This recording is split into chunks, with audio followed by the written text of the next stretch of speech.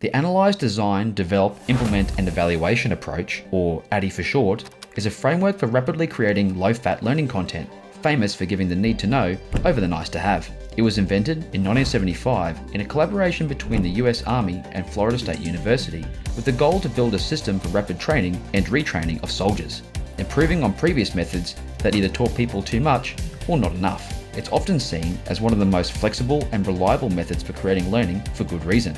Instead of building our entire course and discovering if it works at the end, we identify what our learner needs and check our course against that need during every stage of the development process, giving us a toned and chiseled product that is more likely to hit the mark the first time without major changes.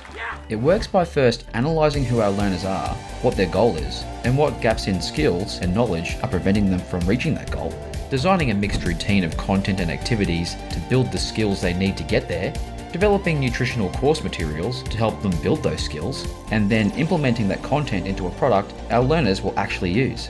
And at the end of each step, evaluating the work we've done to see if it measures up to our learners' needs. For example, if we were going to teach people how to stay fit at home, we'd start by analysing who our home fitness audience is, what their fitness goal is, and the current challenges they're facing. We then design the structure of our course, focusing on specific routines that they need to reach their goal, while trimming information and exercises that won't help them.